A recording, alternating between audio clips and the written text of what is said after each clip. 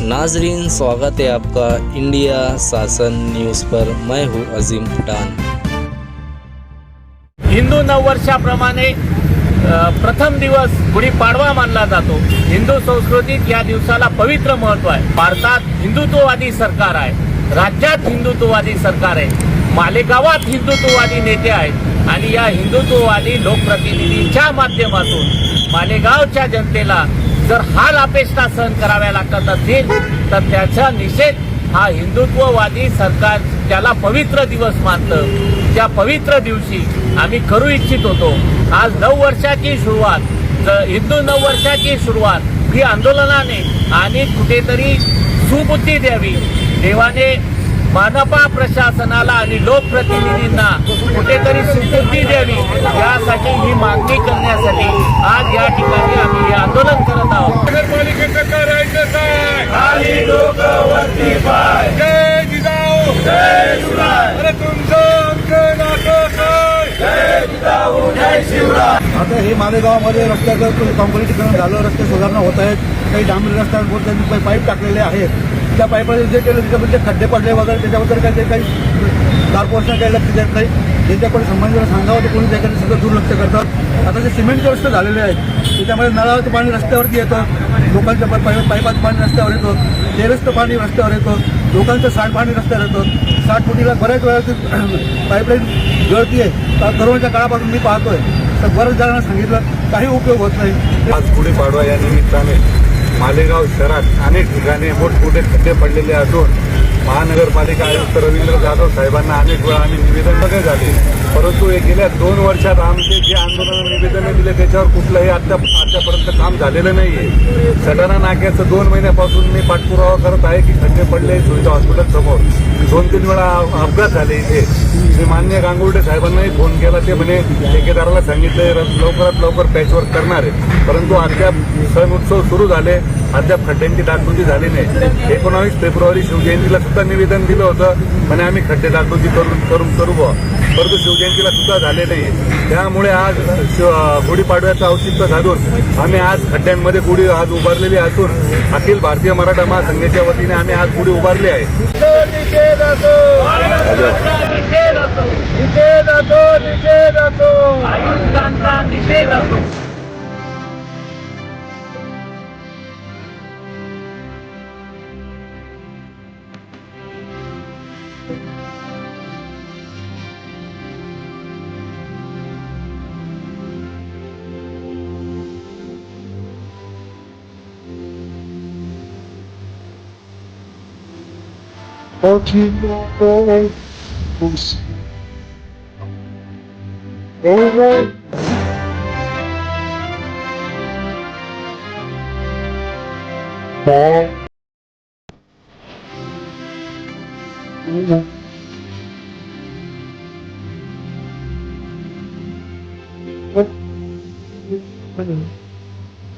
शहरातील मुख्य रस्त्यांवर मोठ्या प्रमाणावर ठिकठिकाणी खड्डे पडलेले आहेत। शहरात मालेगाव महानगरपालिकेच्या प्रशासकीय काळामध्ये शेकडो कोटी रुपये खर्च करून रस्त्यांची निर्मिती करण्यात आली, परंतु मुख्य रस्त्यांच्या बाबतीत अशी उदासीन भूमिका घेण्यात आली आणि त्यामुळे मुख्य रस्त्यांवर पडलेल्या खड्ड्यांमुळे मालेगावात अपघात घडून अनेकांना आपले प्राण गमवावे लागले।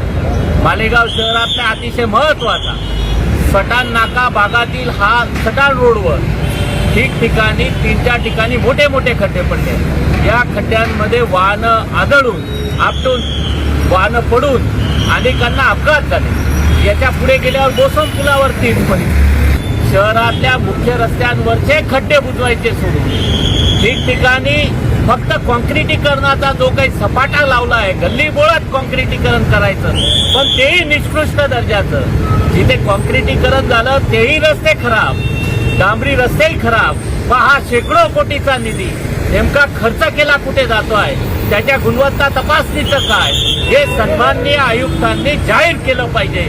हे प्रमाण थांबवायचं असेल तर कुठेतरी मनपा प्रशासनावर सन्माननीय विभागीय आयुक्तांनी कारवाई करावी, अशी आम्ही मागणी मालेगावच्या जनतेच्या वतीने मालेगावच्या जनतेच्या संदर्भात समस्यांच्या संदर्भात मनपा प्रशासन उदासीन असल्यामुळे आम्ही विभागीय आयुक्त महोदयांना या ठिकाणून विनंती करतो, याची दखल त्यांनी घ्यावी आणि त्यांनी कारवाईचे आदेश संबंधित प्रशासनाला द्यावेत.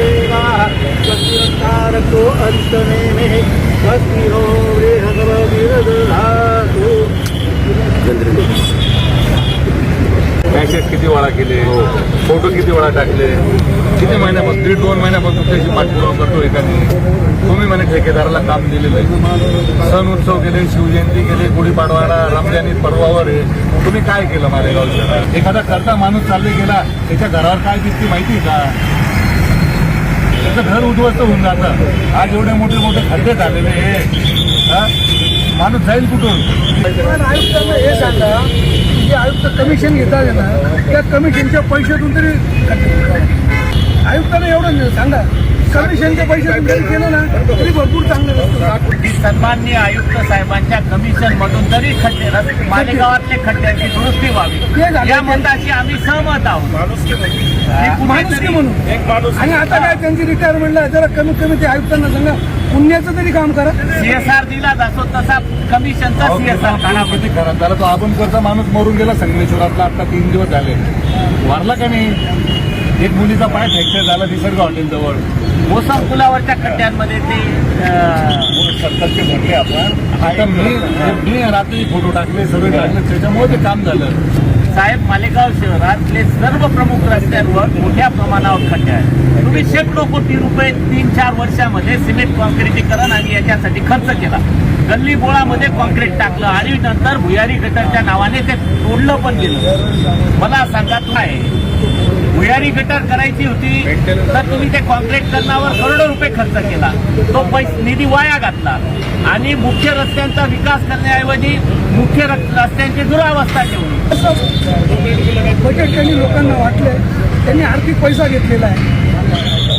कमीत कमी CRS फंड जसा इतर संस्थेमार्फत येतो तसं आयुक्तांनी त्यांच्या CRS फंडातून हे रस्त्यांची डागडुगी करावी.